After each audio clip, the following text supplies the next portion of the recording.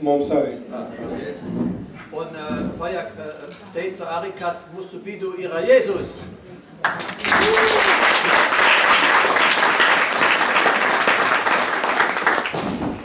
Paldies jums. So, paldies mūsu tulks. Vēl esmu dzīvs. Šobrīd tikai 3 mises un angļu misu vajadzēja pabeigt, arī vēl tā šis, bet Alors, aujourd'hui, c'est le thème pourquoi et comment lire la Bible. Šodien tieši tēmā būs kā vajag lasīt Bībeli un kāpēc vispār jālasa. Voilà. Je dirais aussi comment ne pas le lire, parce que on peut le lire. Es varu te pateikt arī, kā viņu nevajadzētu lasīt arī. Et c'est pas simplement le lire, mais aussi le goûter. Vous savez que les saints disent qu'on peut goûter la parole de Dieu. Un svētos rakstus mēs varam ne tikai lasīt, bet mums vajag viņus izbaudīt. Alors, première chose, la Bible est le livre le plus populaire qui existe. Pirmā lieta ir tāda, ka Bībele ir tā vispopulārākā grāmata vispār, kas eksistē pasaulē. Il y a 100 millions de Bibles qui sont vendues par an. Ir 100 miljonu Bībeles, kas ir tiek pārdotas katru gadu. Même en Occident, où les églises sont quasiment vides, la Bible continue à avoir le record dans le monde. Un, ja mēs redzam pat arī rietumus, ņemot vērā, ka baznīcas ir gandrīz tukšas, un tāpat mēs redzam, tas ir pasaules sasniegums. Donc c'est le livre le plus, chaque semaine, on peut dire, c'est le best-seller dans le monde. Si on demande quel est le best-seller cette semaine-ci, c'est la Bible. Quel est le best-seller la semaine prochaine, c'est la Bible. C'est toujours la Bible. Un redzat, katru nedēļu mēs, piemēram, paskatāmies, kas ir bestselleris, kaut kas vislabākais pārdos, tieši tā ir Bībele. Toujours de loin sur d'autres livres, de loin. Jūs sakat, tas ir vienkārši apsteidz visas pārējās grāmatas. Il y a 2300 traductions. Ir 2300 tulkojumu, Bībeles tulkojumu. Il n'y a aucun livre qui a tellement de traductions. Jūs zināt, ka neviena grāmata tik daudz valodas nav pārtulkota. C'est vraiment le record dans le monde. Tas ir pasaules rekords. Et donc, vous savez, quand je suis venu la première fois en Lituanie, il y a 20 ans, Ziniet, kad es pirmo reizi atbraucu uz Lietuvu pirms 20 gadiem, donc c'est justement après le communisme, tas uzreiz pēc komunismu sabrukuma, je venais avec des petites Bibles, des petits Nouveaux Testaments. es atbraucu ar mazu tādu bībeli, tādu mazu jaunu derību. Et quand je donnais ça, les gens, oh, ils prenaient, oh, pour moi, oh. Ils étaient tellement contents d'avoir la Bible. Jūs zināt, cilvēki bija tik pilnīgi pārsteigti, viņi tā ņēma to grāmatu, saka, es arī tādu gribētu, un viņi bučoja to grāmatu, es saku, dod man arī tādu. Donc, il y a Nicky Gumbel qui raconte, par exemple, que Nicky Gumbel, celui qui a pas fondé l'Alpha, mais le deuxième fondateur d'Alpha. Jā, tas Nicky Gumbel, viņš tur ļoti slavēs ar to Alfa kursu, ka viņš tur... C'est lui qui a fait l'Alpha. Tas ir tas, kurš to Alfa nodibināja vispīcējumu. Et il a dit qu'il est allé une fois en Russie, pendant l'Union soviétique. Viņš stāstīja, ka viņš kādreiz aizbraucis uz Krieviju, Il avait caché des Bibles. Viņš slēpa tās Bībeles. Et il voyait un monsieur là qui se promenait dans la rue. Viņš redzēja vienu kungu, kas pastaigājas pa ielu. Alors, il le suit et il donne vite une Bible. Viņš viņam saka, sekoja tam vīrietim un dod viņam Bībeli. En russe, hein, c'est une Bible en russe. Un tā jau Bībele krievu valodā. Cet homme-là, il ne voulait pas le croire, il était tellement étonné. Un tas cilvēks vispār negribēja ticēt, viņš bija tik pārsteigts. Il a sorti de sa poche une vieille Bible de 100 ans, déchirée. Un šis Oui. Un šis cilvēks izvilka no savas kabatas arī tādu Bībeli, kura bija 100 gadu vecā, no savas kaut kādas. Il a embrassé Nicky, ils ont dansé ensemble, tellement une grande joie. Jā, viņš tiešām viņš viņu sabučoja, gan es kopā viņu dēvēja ar šo vīrieti, kurš viņu pasniedz to jauno Bībeli. C'est aussi le livre le plus puissant. Šī grāmata ir viņa ļoti spēcīga īstenībā. Comme disait le Premier ministre en Grande-Bretagne, c'est un explosif. Kā teica galvenais Anglijā pirmais ministrs, viņš teica, ka tas ir īstenībā, tas ir kā spradzienas. Comme une bombe. Kā bomba. Donc ceux qui lisent ça peuvent devenir des gens dangereux. Tie, kas lasa šo grāmatu, viņi var kļūt par ļoti bīstamiem cilvēkiem priekš režīmā. Parce que quand on lit la Bible, kad mēs lasām Bībeli, et les paroles qui nous touchent, vārdi, kas mūs aizkustina, peuvent donner une telle puissance que la parole commence à faire ce qu'elle dit. Nozīmē, ka viņi var dot mums tādu spēku, ka šie vārdi tiešām mūsos palika dzīvi. Donc ce n'est pas simplement la philosophie. Tā nav tikai filozofija. La philosophie, on médite, on réfléchit. Zinu, ka filozofija mums parasti mēs meditējam, mēs mēģinām saprast. La parole peut faire ce qu'il dit. Jo šeit redzēt, ka vārds var tiešām izdarīt to, ko viņš saka. Alors, troisièmement, c'est le livre le plus précieux. Nozīmē, ka šī grāmata ir tāda ļoti apbrīnojama. C'est la parole de Dieu. Šī grāmata ir diezgan tāda vērtīga, jo tas ir Dieva vārds. Et ça a une puissance, ça vaut plus que de l'or, dit le psaume. Kā psalmi saka, ka tas ir kaut kas vērtīgāks par zeltu. Moi-même, quand je suis... Avant, je n'avais pas de Bible, mais quand j'avais un peu 21 ans, j'ai acheté mon premier Nouveau Testament. Zināt, ka agrāk man arī nebija Bībeles, bet man bija 21 gads, es pirmo reizi nopirku jaunu derību. Et puis, je suis parti en Australie quand j'avais 21 ans. Un kad man bija 21 gads, es tieši aizbraucu uz Austrāliju tajā vecumā. Et là, ce qui me frappait beaucoup, beaucoup plus qu'en Europe, les gens lisaient beaucoup plus la Bible que chez nous. Redzat, viņš bija aizbraucis 4 gadiem uz Austrāliju, un viņš par kuru bija pārsteigts, ka tur Austrālijā cilvēki lasīja Bībeli daudz vairāk nekā Eiropā. Et ce qui me frappait aussi, c'est que les gens là-bas, surtout les frères protestants, aiment bien dire the Bible says, donc la Bible dit, la Bible dit, la Bible dit. Jā, un saka, tur cilvēki, sevišķi protestanti, viņi vienmēr teica, ka Bībele saka, un vienmēr viņa autoritāte Bībele saka. Moi, c'est un peu étrange parce que... Pie mums teica, ka Leņins saka. La Bible ne parle pas, c'est Dieu qui parle. Hein? Jā, ka nozīmē, ka nevis Bībele runā, bet Dievs runā. Voilà. Et puis, quand je suis devenu étudiant, à 27 ans, un tad, kad es kļuvu par studentu, 27 gadu vecumā, j'ai acheté ma Bible, donc celle-ci.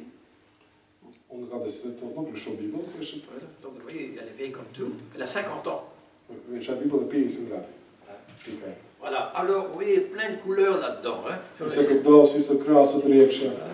Et vous savez, je vais vous dire, quand j'ai difficile, C'est relique. Quand j'ai des difficultés, Ziniet, kad man ir kaut kādas problēmas, je n'ai qu'à lire ce qui est souligné en vert. Tad es parasti lasu tikai to, kas ir pasvītrots ar zaļu krāsu. Et tout de suite, la parole devient puissante. Un tieši tajā brīdī šis vārds paliek spēcīgs manī. Parce que je me suis amusé à souligner en couleur quelles sont les paroles les plus puissantes pour moi. Tieši tā, kad es tos pasvītroju tām krāsām, es vienmēr pasvītroju, kas priekš manis vissvarīgākais. Où la parole m'a touché. Tieši kurš vārds mani ir aizskaris. Où la parole m'a transformé. Kāds vārds mani ir pārveidojis. Donc à tel point que maintenant, quand on a lu tellement la Bible dans la prière, à un moment donné, Dieu parle même sans la Bible, dans le cœur. Jūs redzat, kad mēs daudz lūdzam, mēs arī tik daudz arī dzirdām šo Dievu vārdu lūkšanā, tad mēs arī redzam, ka pats Dievs jau runā mūsos. Vous savez qu'il est marqué en Matthieu, chapitre 4, verset 4. Zināt, Mātā evaņģēlijā 4. nodaļā, 4. pantā ir rakstīts. Voilà. Stāv rakstīts, cilvēks nedzīvo no maizes vien, bet no ikatra vārda, kas iziet no Dieva mutes. Jums jāpārlūkotas?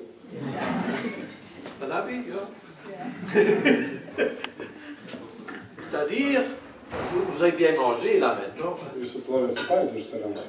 Nous avons besoin de manger. Ben, notre âme, notre esprit, notre cœur a besoin encore quelque chose de plus. Il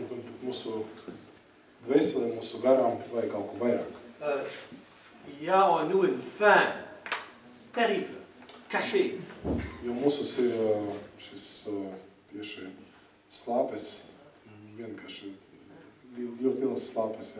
Il n'y a aucune nourriture dans ce monde qui peut le satisfaire. Un īstenībā nekāda barība šajā pasaulē nevar mūs remdīt. Même les relations les plus profondes sur terre, donc les plus grandes amitiés, ne peuvent pas satisfaire cette soif intérieure. Jūs redzat, ka šis slāpes, kas mūsos ir, pat arī cilvēka draudzība nevar šīs slāpes remdināt. Je peux être bon ami avec notre frère ici, ça ne suffit pas, il me faut plus. Es saku, es varu būt labs draugs ar mani. Vous pouvez tous me dire, on t'aime Joseph, on t'aime de tout cœur, ça ne suffit pas. Moi j'ai besoin de plus. Et plus qu'on reçoit, plus qu'on a faim et soif.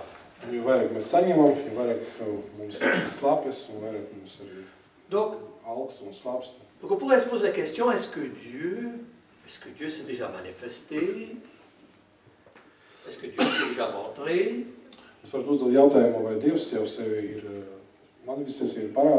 Pourquoi il ne se montre pas? Pourquoi il ne dit rien? Il a parlé. Et il a déjà parlé et il parle encore. Il parle tout le temps.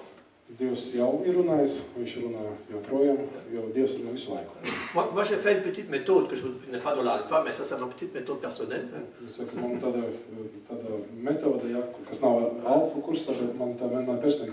Ça prend une petite minute. Je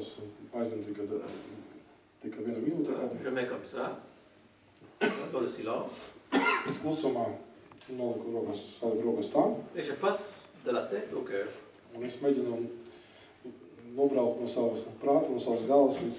Et j'écoute.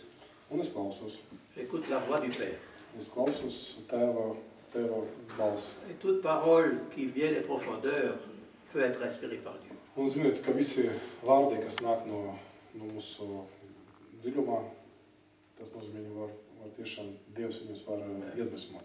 Saint Paul dit, vous êtes la lettre du Christ.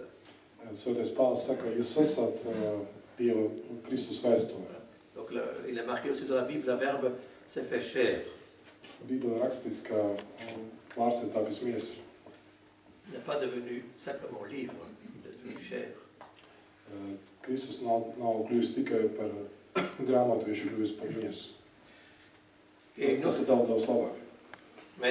Mais comment est-ce que Dieu parle? Comment il se révèle? D'abord par la création. Quand on reste dans le silence, on regarde le panorama de la création, on est émerveillé, surtout dans les montagnes.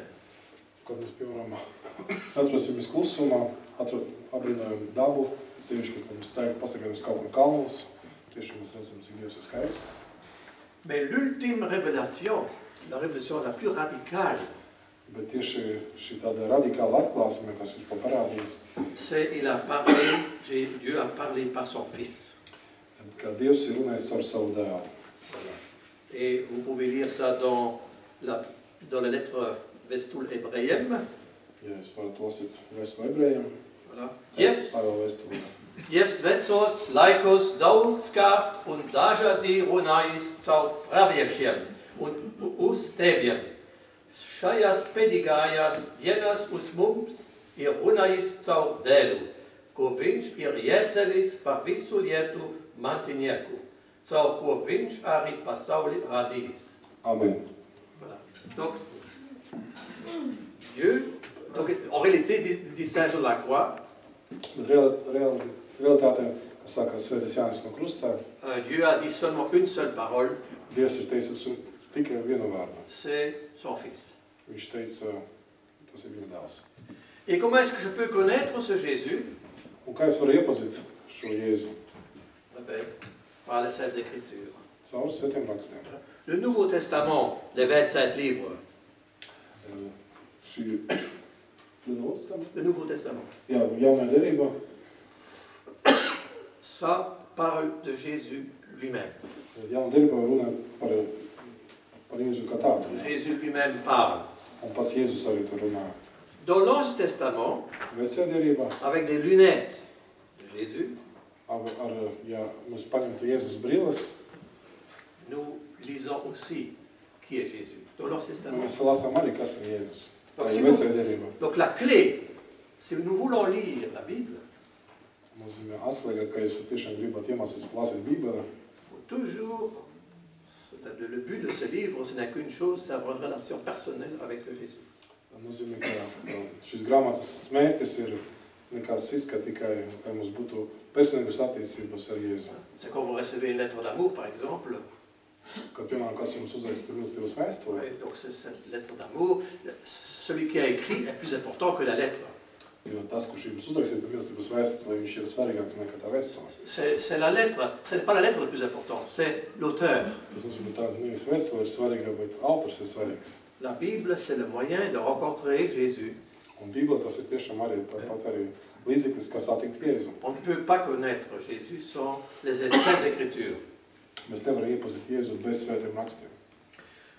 Alors aussi, il est important que nous avons deux choses. Il y a la science, il y a la théologie. Divas lietas ir zinātnē un ir teoloģijā.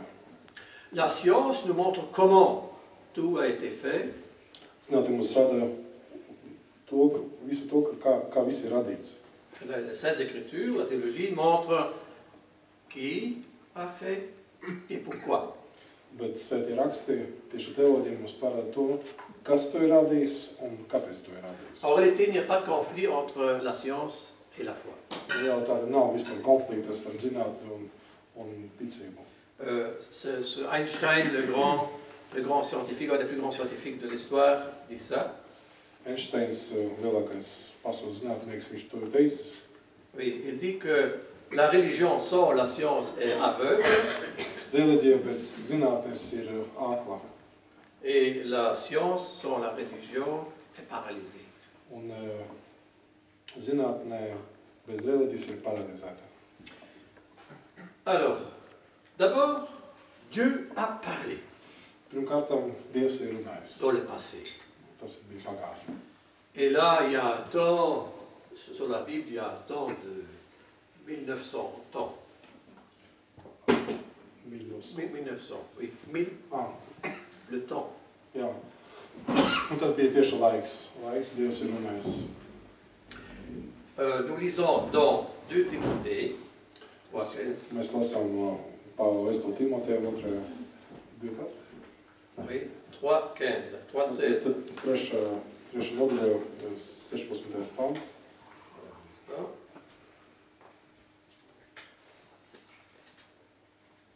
Alors on dit, bet tu paliec mācībās, ko esi mācīties, un par ko esi pārliecinājies, jo tu zini, kas tev to ir mācījuši, un kā tu no mažām dienām zini svētos rakstus, un kas spēj padarīt tevi gudru, kā tu iegūsti pestīšanu caur ticību, kas saknojas Kristu Jēzu. Ik katrs iet pēc mots, rakst ir arī noderīgs. Donc toute parole est inspirée. Mums bija kā katrs vārds viņš ir inspirēts. En grec on dit theopnostos. Grieķiski saka theopnostos. C'est plus qu'inspiré.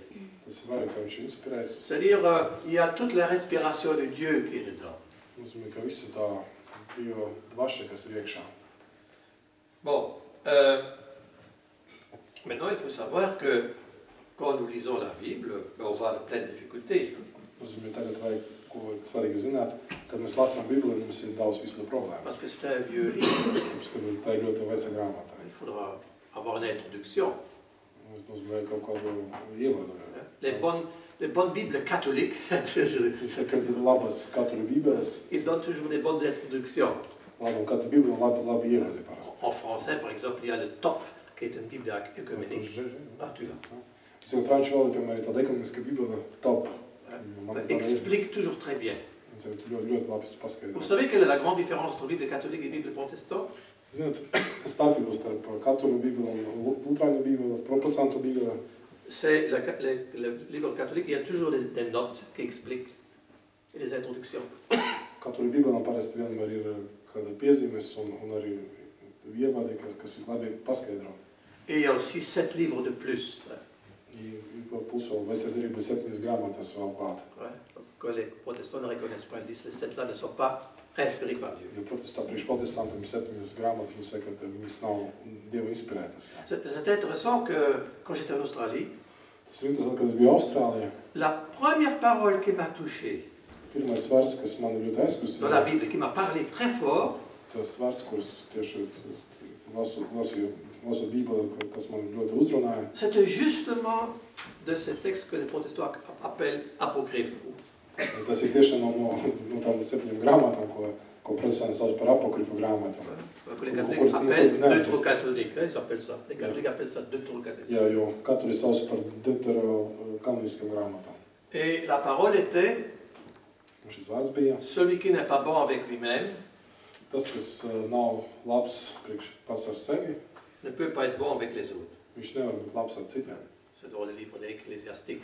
Un tas Eklēzijas Ben-Siraka grāmata, tas ir rakstīts, viņš nav labs pats ar sevi, viņš nevar būt labs ar citiem arī.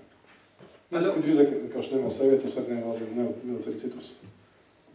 Donc, qu'est-ce que ça veut dire, parole de Dieu? Ko nozīmē Dieva vārds? Est-ce que c'est un livre qui tombe du ciel?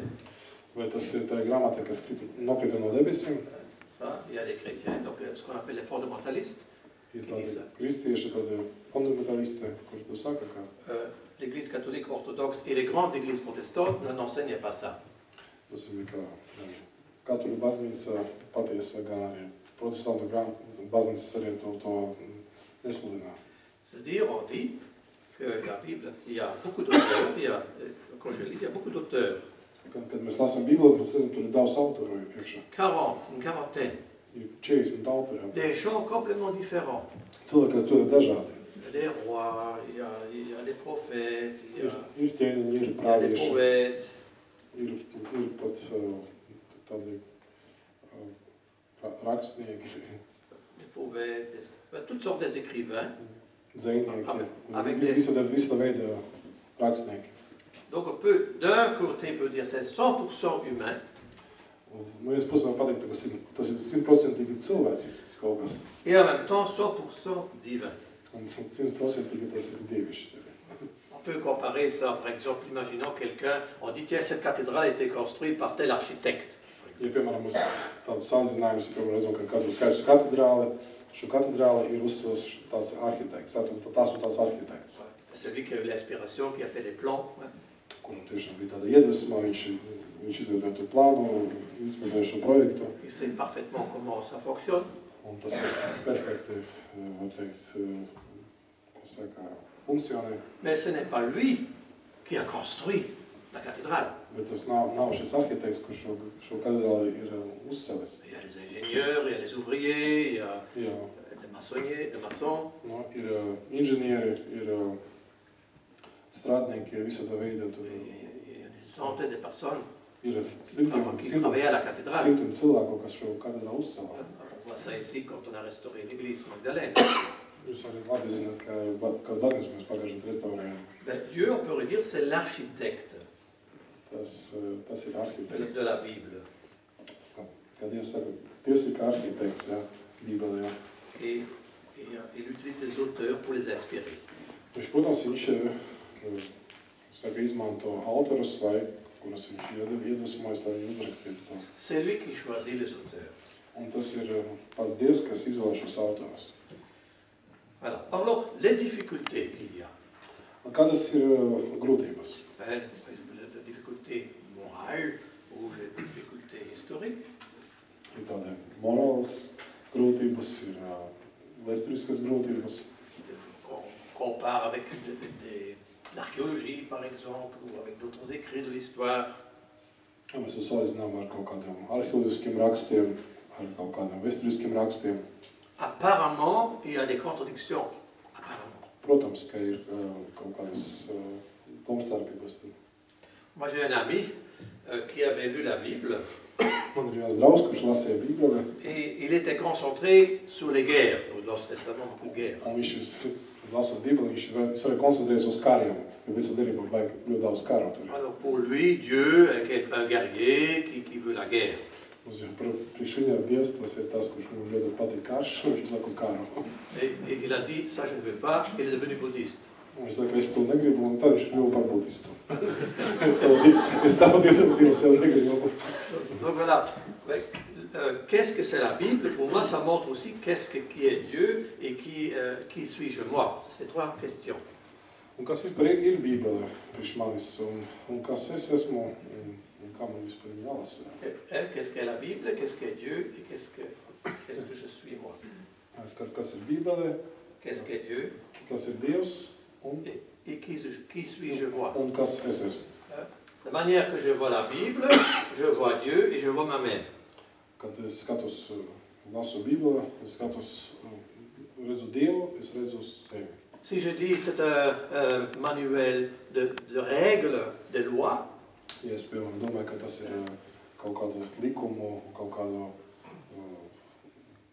tādu manuālu grāmatu, kā instrukcija tādā kā.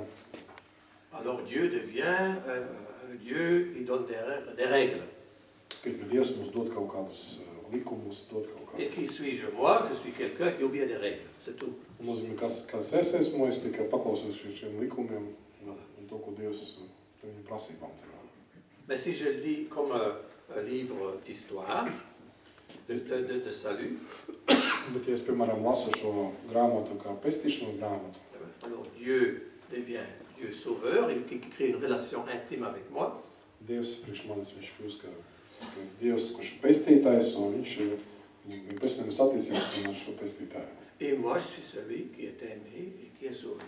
Un es esmu tas, kurš esmu jūtos mīlēts, un Dievs vēlas mani atpestīt. C'est important de ne jamais oublier l'auteur. Ļoti svarīgi neaizmirst autoru. Si je sais que Dieu est amour, Ja zinu, kā Dievs ir mīlestība, si je lis tout avec des lunettes de l'amour, ja visu es lasu ar mīlestības brīlēm, même les textes les plus durs, les plus difficiles, pat arī teksts, kurš ir ļoti tāds smags un grūts, prennent un autre sens. Uzreiz tādu pavisam cita jēga tam tekstam uzreiz. Prenons un exemple. Piemēram, viens piemērs tas. La première fois que Dieu s'adresse directement à l'homme, pirmā reize, kad Dievs viņš sadresējas cilvēku, kad viņš pirmo reizi uzrunāja cilvēku, c'est la phrase Où es-tu, Adam? Tā ir frāze, kur ir raksta radīšanas grāmata, kur tu esi, Adams? Comment le lire? Quelle voix? Kā mēs viņu varam lasīt, ar kādu balsi? Parce qu'il parle à l'homme après le péché. Tas nozīmē, ka Dievs runā uz cilvēku pēc viņa krišanas grēkā. Je peux dire, Kur tu esi, Adam? Es saku, mēs varam, piemēram, tādu intonāciju pajautāt, kur tu esi? Kas ir kā? Kas ir? Kas ir ko, ja? Nepatīkamā. Lūdzu, tu smīgas tagad. Es esmu, vai? Adam, kur tu esi? Es to meklēju, kur tu esi? Ir starpībā, ja? Jā, viss kārtībā. Bāls salūti svarīgi, ne? Tā kā viens aizgāja uz veikalu pēc alus, un saka, atnāk tās dusmīgs. Un saka, uzrakst kā alus nav, uzrakst kā alus nav.